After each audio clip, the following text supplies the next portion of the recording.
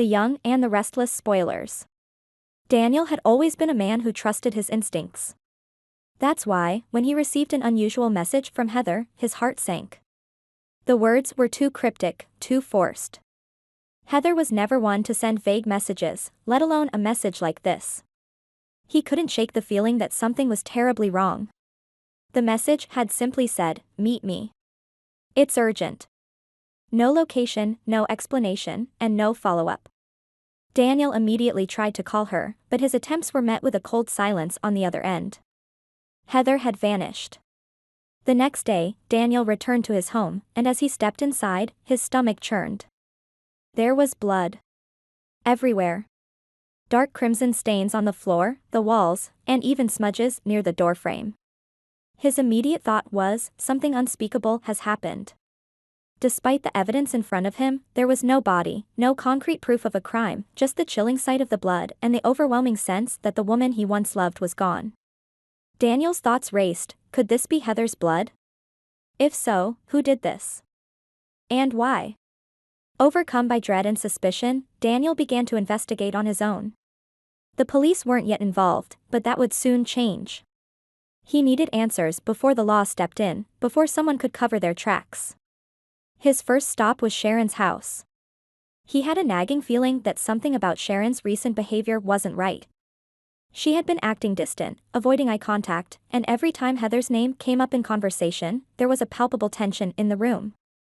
As Daniel approached Sharon's car, he noticed something odd. The trunk wasn't fully closed. Out of sheer curiosity, or perhaps driven by something darker, he popped it open, his breath catching in his throat as the sight unfolded before him. Blood. Not a lot, but enough to confirm his worst fear. Sharon had something to do with Heather's disappearance. The realization hit him like a freight train. Sharon had always seemed harmless, even fragile. She was charming and had a way of pulling people into her orbit. But now, standing in front of her blood-stained car, Daniel could see the truth lurking beneath her carefully crafted facade. The question now was why? What could Heather possibly have done to provoke such a gruesome act from someone like Sharon? Daniel stormed into Sharon's home, his heart pounding. She was sitting on the couch, seemingly calm, flipping through a magazine as if nothing had happened. Her casual demeanor only intensified Daniel's anger. How could she act so normal? Where is she? Daniel's voice was low, but the intensity behind it was unmistakable. Sharon looked up, her expression shifting from confusion to alarm. "What are you talking about?" she replied, feigning innocence. "You know exactly what I'm talking about," Daniel snapped, stepping closer. "Heather. The blood. Your car. You think I wouldn't find out?" Sharon stood up, her eyes wide with panic. "I don't know what you're saying. I have nothing to do with Heather's disappearance." But Daniel wasn't buying it. "Stop lying. The evidence is all there. I know you're involved." Sharon's face paled, but she held her ground. "This is insane. I didn't do anything. You're letting your paranoia get the best of you." Daniel's mind was spinning, torn between the evidence and the woman standing in front of him. But the blood didn't lie. He could see the fear in Sharon's eyes now, not fear of Daniel, but fear of being caught. What could drive someone to such a violent act? It was then that everything started to fall into place.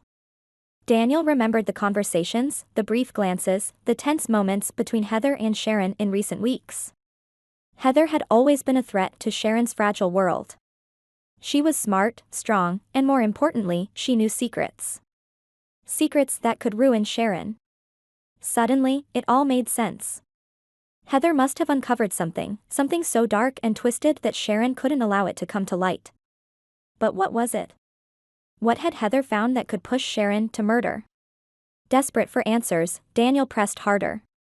What did Heather know, Sharon? What was so damning that you had to kill her to keep it hidden? "I didn't kill her," Sharon shouted, her voice breaking. Tears streamed down her face as she collapsed onto the couch. "I didn't kill her," she whispered again, but the guilt was written all over her face. Daniel knew there was no going back now. Sharon had crossed a line, and the truth would soon come out.